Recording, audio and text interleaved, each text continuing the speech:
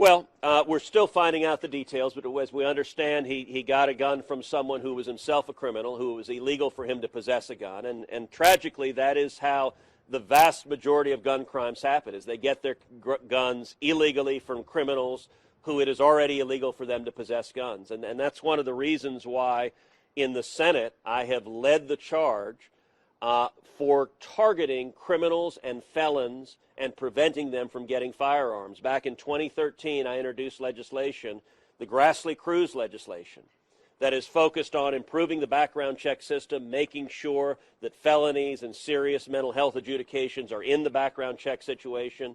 Grassley-Cruz would have created a gun crime task force of the Department of Justice that is targeted on prosecuting felons and fugitives who try to illegally buy firearms, that if you buy a firearm illegally, you try to buy a firearm illegally, I think you should be prosecuted and put in jail. And unfortunately, when we voted on Grassley-Cruz, the Democrats in the Senate filibustered the bill. The bill got the most bipartisan support of any of the comprehensive legislation put forward. 9 Democrats voted for Grassley-Cruz, but the Democrats filibustered the bill, prevented it from passing.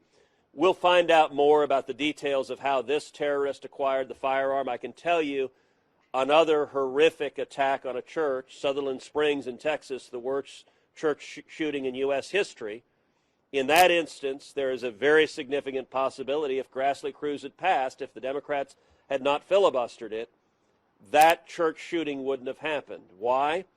Because the deranged gunman in that instance was already ineligible to buy a firearm. He had a criminal conviction, a felony conviction, he had a domestic violence conviction, and he had a mental health adjudication. All of those made it illegal for him to buy a firearm. The reason he was able to buy a firearm is because the Air Force, under the Obama administration, never reported his conviction to the database. So when he went to buy his gun, they ran a background check. But because his conviction wasn't in the database, the background check came up clean. Grassley-Cruz would have required a federal audit from the Department of Justice of every federal agency designed to catch convictions like that of this gunman and put them in the database. And then secondly, the gun crime task force directed by Grassley-Cruz directed the Department of Justice, when a felon or fugitive tries to illegally buy a firearm, DOJ is to go in, prosecute him, and put him in jail. When that gunman went to buy his firearm in Sutherland Springs, he checked the box on the form that said he didn't have a felony. He checked the box that said he didn't have a domestic violence conviction. He checked the box that said he didn't have a mental health adjudication. All of those were lies. Each of those lies was itself a separate felony with up to 5 years in prison.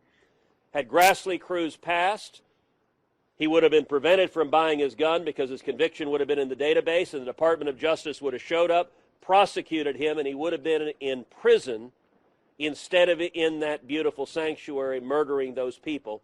We need to focus on stopping bad guys. In this instance, this terrorist, if we'd stopped him from coming into the United States before he got here, the congregants at Beth Israel would not have faced this terror situation. And so I believe the right approach is to target the bad guys, to target felons, to target fugitives, to target terrorists, and at the same time to protect the Second Amendment rights of law-abiding citizens. The danger is from the lawbreakers and violent criminals. It's not from law-abiding citizens protecting their own families.